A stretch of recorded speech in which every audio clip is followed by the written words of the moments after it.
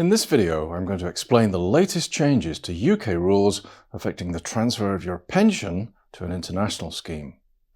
I'll detail the changes, who it will affect, and what you can do about it if you live or are planning to live overseas.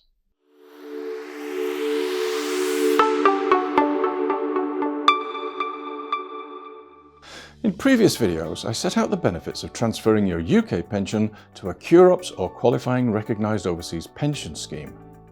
Historically, QROPS was a good solution for those wishing to gain more freedoms with their pension, have a plan within the EU, negate the old lifetime allowance, and potentially gain more tax advantages as a non-UK resident.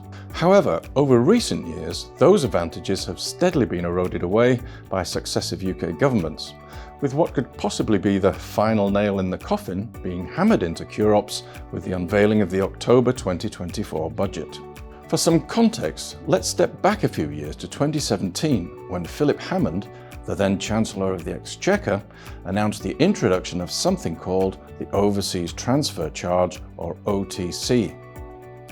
The OTC is a 25% tax on the whole value of any pension being transferred out of the UK.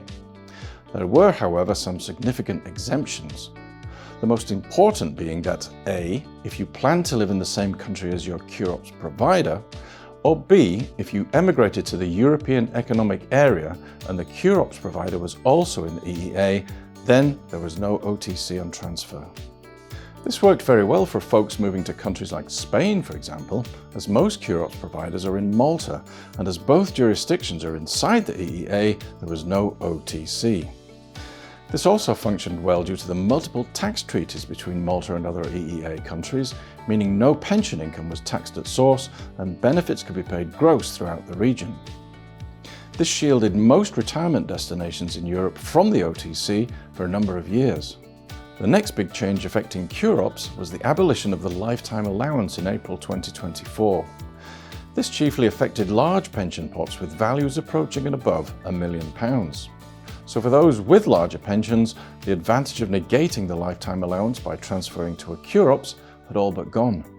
Furthermore, in what could be argued as a cruel twist of fate, so to speak, HMRC then announced that any pension being transferred out of the UK with a value above £1,073,100, i.e. the old lifetime allowance, would be subject to yet another new restriction called the Overseas Transfer Allowance. How much would you pay on the excess? You guessed it, 25%. So fast forward to October 2024, and amongst a raft of new measures announced in the UK budget was the removal of the EEA and Gibraltar exemption on QROPS transfers, unless you plan to live in the same country as the QROPS provider, which essentially, in mainland Europe at least, means you would have to live in Malta or Gibraltar. Any other transfers of personal pensions will now be subject to the 25% overseas transfer charge. Thankfully, however, there is still a pension meeting the needs of most expats, and truth be told has been the main solution for non-UK residents for a number of years. The International SIPP, or Self-Invested Personal Pension. Now, with an international SIPP, your pension remains inside the UK, but it's set up and administered specifically for expatriates and those with serious intentions of moving abroad. There are no issues with payments being made to banks outside the UK. You can access your pension in a fully flexible way, and with a little organisation, it's possible to receive pension payments gross, free from UK income tax at source. All that whilst giving you the peace of mind that your savings are still held in a UK-regulated company, subject to oversight from the Financial Conduct Authority. So we think the International SIPP can be a fantastic solution for people living outside the UK. But keep in mind that pension transfers do need careful planning, take considerable time, and require much attention to detail. So if you'd like more information, please do get in touch and we can set up an initial consultation. That's it from me for now. Thanks for watching the video, and I'll see you in the next one.